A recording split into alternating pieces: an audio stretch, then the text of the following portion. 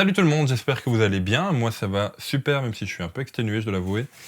Je viens de faire le recensement de toutes les sorties photos de la Photokina 2018. On va les recenser aujourd'hui. On va vite fait en parler un petit peu et je dois bien vous avouer qu'il y a du boulot. Une fois n'est pas coutume, je commence par là. Si tu aimes ce genre de vidéo, je t'invite déjà à laisser un j'aime, un commentaire. Pourquoi pas à partager la vidéo et puis à la suivre aussi maintenant. C'est parti. Alors, je sais pas combien exactement il y a de sorties. Je te fais vite fait ma feuille. Pour une fois, c'est un poil scripté pour que je n'oublie rien, tellement il y a de choses à parler. Mais je vais essayer de le faire en moins de 8 minutes. Pourquoi ? Parce que sinon, ça va prendre une plombe et vous serez plus intéressé, vous allez lâcher, je vais sûrement parler de trop comme je fais maintenant. Bref, c'est parti. Je commence vite fait par vous dire de tout ce dont on va parler, tout ce qui est sorti lors de la Photokina, sans ordre d'importance ni d'ordre chronologique. On a le Canon EOS R qui est sorti un poil avant mais qui a été présenté durant la Photokina, dont j'ai déjà fait une vidéo, donc je n'en parlerai pas plus dans cette vidéo aussi. On a chez Canon toujours le PowerShot SX70HS, c'est un nom dégueulasse pour un petit bridge dont je vais vite fait parler dans cette vidéo. On a chez Irix, qui est un fabricant d'objectifs manuels, un 150 mm f2.8 macro pour plein format. On a une putain de nouvelle monture, la monture SL, faite par Leica, Panasonic, Sigma. Ok, ils viennent de foutre un coup de pied au cul à toutes les autres marques. On a chez Leica un boîtier S3 et un objectif assez intéressant, le 10-25 mm f1.7 pour micro 4 tiers. On a chez Panasonic, qu'est-ce qu'ils nous ont foutu, un S1 et un S1R, deux nouveaux boîtiers plein format, on en parlera plus tard. On a trois nouveaux objectifs qui accompagnent ces deux nouveaux boîtiers plein format, le 50 mm, un 24-105 mm et un 70-200 mm. On a chez Sigma un appareil plein format à capteur Foveon, c'est leur capteur perso, qui est annoncé. On n'en sait pas plus, c'est tout, on sait juste qu'il a annoncé. Par contre, niveau objectif, ils nous en ont sorti 5, 2 dans la gamme art, le 28 et le 40 mm f1.4, 1 dans la gamme contemporain, le 56 mm f1.4, et 2 dans la gamme sport, un 60-600 mm et un 70-200 mm f2.8, il était temps qu'il sorte celui-là. On a chez Sony un 24 mm f1.4, et c'est tout. Un peu déçu. Ils ont aussi sorti deux nouveaux appareils, le Cybershot HX99 et le HX95. Voilà. On n'en parlera pas. Chez Fuji, deux appareils, un prototype et un annoncé. Celui qui est annoncé, c'est le GFX 50R. Et le prototype, c'est le successeur, le GFX 100S. Deux moyens formats qui sont juste terribles, en sachant que le XT3 a été annoncé juste avant la Photokina. Et chez GoPro, on a la Hero 7 qui est sortie en version black, silver et white, comme à chaque fois si je dis pas de bêtises, et qui apporte une nouvelle petite touche assez sympathique. Bref, et rien que pour tout énoncer, j'ai déjà mis à mon avis plus d'1 minute. J'en peux déjà plus, mais on va prendre le temps maintenant de s'arrêter sur la plupart des sorties. Il y en a quelques-unes dont je vais pas trop en parler. On commence avec le nouveau Canon EOS R, je répète, on a déjà fait une vidéo, sur le SX70HS. Déjà, pourquoi ce nom, putain? C'est un bridge qui a un zoom assez intéressant de 65 fois, un équivalent 21-1365 mm. C'est un télescope ce truc. Il a un écran orientable et tactile, il a un capteur de 20 millions de pixels, qui est un capteur 1 sur 2 tiers, comme sur le Mavic Pro. Pas la version 2, la version 1. Il peut filmer en 4K, et ce que je trouve intéressant, c'est qu'il est disponible déjà maintenant, à partir de novembre 2018, au prix de 550 €. C'est pas hyper cher pour un appareil, je trouve, de ce genre-là, ça peut être intéressant. Pour les débutants, bien sûr. On en parle de cette putain de nouvelle monture, je suis désolé, je suis un peu vulgaire, mais je m'y attendais pas. Leica, Sigma, Panasonic, trois marques qui se mettent ensemble et qui créent à eux trois une nouvelle monture. La monture SL, la L-Mount Alliance. On a trois marques qui se mettent ensemble, qui font des nouveaux appareils avec ces nouvelles montures. Ça peut être vachement intéressant pour le futur. On va voir ce qu'ils vont sortir. On va parler vite fait chez Sigma. Ils ont sorti, je pense que c'est la marque qui a sorti le plus de choses à cette Photokina. Ils ont confirmé la sortie de leur prochain appareil. On ne sait pas comment il va s'appeler, mais ça va être un appareil à capteur plein format. Un capteur Foveon de chez Sigma. On va prendre 2 secondes quand même. Donc c'est un appareil avec la nouvelle monture, forcément la monture L, ou SL, je sais pas trop comment elle s'appelle entre les deux. Le capteur Foveon est donc un capteur spécifique à Sigma, c'est un capteur qui équipait déjà les Sigma Quattro, etc. C'était des boîtiers un peu bizarres, je trouve, mais avec une qualité d'image très surprenante. Ce capteur offre des couleurs assez intenses, genre vraiment presque trop saturées, et une précision, un piqué dans l'image, quelque chose de dingue. Le piqué, si vous ne savez pas ce que c'est l'impression de netteté de l'image. En sachant qu'avant déjà, ça équipait des capteurs APS-C, donc des capteurs un peu plus petits. Je demande à voir ce que ça va donner avec des capteurs plein format maintenant. Ça a l'air vachement intéressant. Mais les plus grosses sorties de chez Sigma, ce sont leurs objectifs, ils sont au nombre de 5. 5, vous voyez que 3 doigts, mais c'est 5.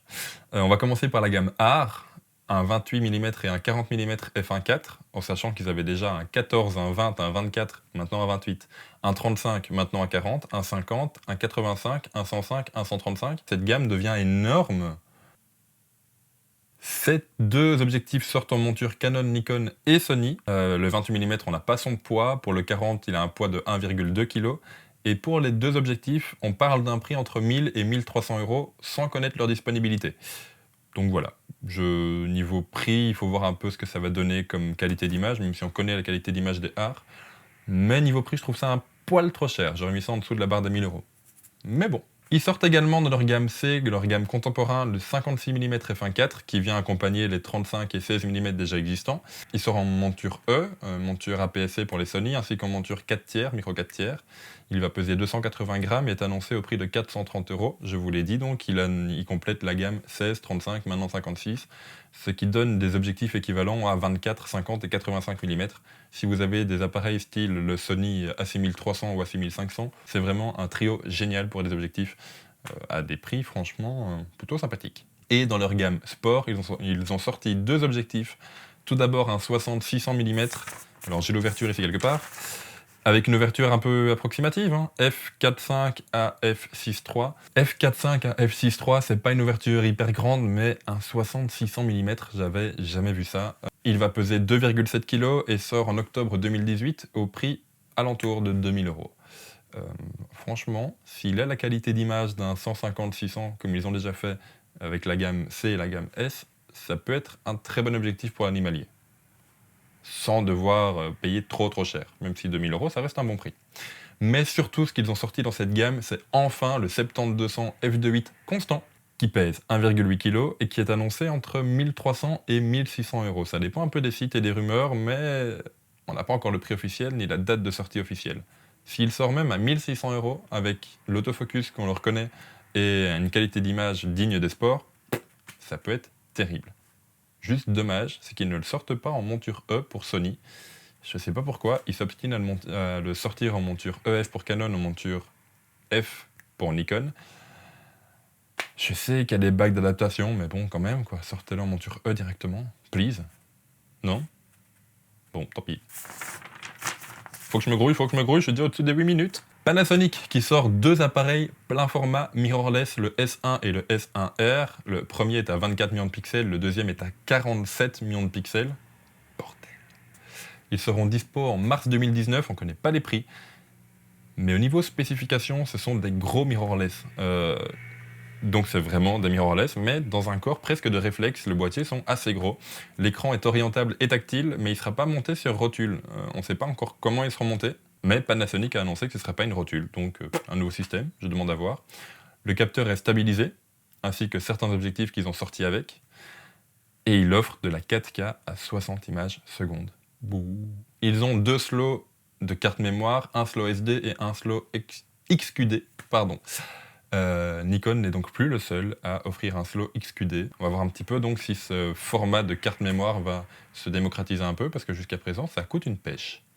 On a ensuite Sony qui sort un 24 mm f1.4G Master, soit leur plus qualitative des gammes. Cette phrase n'est peut-être pas française, mais vous aurez compris. C'est la plus grosse gamme donc, qu'ils ont chez eux, les G Master. Il sort en octobre 2018 au prix de 1400 euros. Et c'est tout. De chez Sony, je m'attendais à voir un remplaçant du A6500 qui se serait appelé A6700 ou A7000, je sais pas trop, mais qui sortent au moins. Là, j'avoue que je suis un petit peu déçu. Surtout qu'on a eu vraiment toutes les marques qui ont sorti des trucs un peu étonnants, genre Nikon avec sa mirrorless, Canon avec sa mirrorless, Sigma qui sort plein de trucs, Panasonic, ils sortent un truc venu de l'espace, Fuji, GoPro, et Sony, non. Donc voilà, leurs boîtiers sont excellents, mais j'aurais voulu qu'ils sortent un truc en plus. Voilà, j'étais peut-être un peu trop dans la hype. Enfin, soit. Ils ont sorti également deux boîtiers compacts, le HX99 et 95, mais je vous avoue qu'on n'en parlera pas parce que ça m'intéresse pas. Voilà, Internet est là pour toi si tu veux savoir. Il reste trois choses à parler dans cette vidéo. Fujifilm qui sort son GFX 50R, tout le monde connaît ou a entendu parler du GFX 100, je sais pas comment il s'appelle exactement. Leur premier boîtier moyen format, qui était juste terrible, qui est juste terrible. C'est la même version, mais en plus petit, dans un style qu'ils appellent reportage. Ça me fait un peu rire parce que ça reste un très gros boîtier avec des fichiers très lourds. On parle toujours de fichiers à 50 millions de pixels avec 2 photos en rafale, donc pour moi, pour du reportage, un peu moyen. Mais ça reste un très bon boîtier, je ne dis pas le contraire. Il sort avec un écran un peu sur rotule, pas qui va se retourner, mais qui peut s'incliner vers le haut et vers le bas. Un poids de 690 grammes nu, sans batterie, sans carte, même si ça ne change pas des masses, et surtout sans objectif. Toujours évidemment avec la même monture. Et il va sortir en novembre 2018 au prix de 4 500 €. C'est cher, mais pas pour ce que c'est.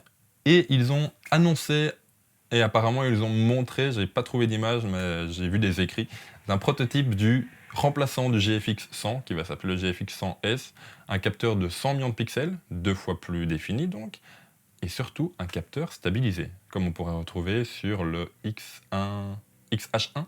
Et juste avant de la Photokina, ils ont annoncé également le XT3, remplaçant fatalement du XT2. Waouh, il met aussi beaucoup de pied au cul à tout le monde, lui. Il nous reste plus que 2 choses. GoPro qui annonce sa nouvelle Hero 7 en black, silver et white.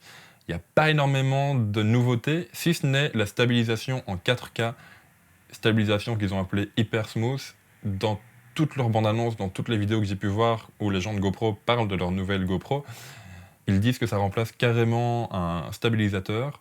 J'irai peut-être pas jusque là, mais des premières vidéos que j'en ai vues, et je vous invite à aller en voir sur YouTube, on trouve des vidéos, la stabilisation est vraiment bonne. Genre, il y a vraiment un gain de qualité entre la 6 et la 7.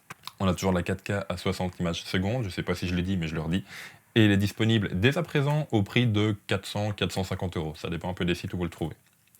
Et dernière annonce, pas des moindres, je trouve, ça peut être intéressant. Irix qui sort un nouvel objectif manuel, un 150 mm f2.8 macro pour plein format, en monture Nikon, Canon et Pentax. Mise au point manuelle, comme je vous l'ai dit, jusqu'à 34 cm pour un 150 mm, ça fait un macro à reproduction 1/1. Ça peut être vachement intéressant, surtout qu'on leur connaît une très bonne construction depuis quelques temps, tant avec leur grand angle qu'avec leur macro déjà existant. Ce sont des objectifs assez sympathiques, seulement on ne connaît ni le prix ni la disponibilité, ça devrait pas tarder à tomber. Bon, waouh, à mon compteur, sans les cuts, je suis pile poil à 15 minutes. Je pense que j'ai explosé les 8 minutes annoncées, et j'en suis désolé, mais je savais pas faire plus vite que ça. Cette Photokina a sorti énormément de nouveaux matériels, j'étais assez hypé pendant toute cette semaine. Petite déception pour Sony, même si c'en est pas vraiment une, leur boîtier reste très bon, j'aurais juste voulu qu'ils rentrent dans la danse et qu'ils sortent un truc en même temps, mais bon, dommage. Dites-moi dans les commentaires par quelle nouveauté vous êtes le plus surpris. Moi personnellement, c'est les boîtiers S1 et S1R de chez Panasonic, je m'y attendais absolument pas. Mais je pense que si le S1 se place au niveau des 1009-2000 €, il va faire très très mal au Sony A7 III, à mon avis. Bref, je vais vous laisser là pour cette vidéo. Elle est déjà beaucoup trop longue, mais comme je vous l'ai dit, je ne pouvais pas faire plus vite. Merci à vous d'être de plus en plus nombreux à me suivre, et si jamais vous débarquez sur la chaîne, bienvenue à vous, n'hésitez pas à vous abonner, à activer la cloche, et puis on se retrouve bientôt pour une nouvelle vidéo. Ciao!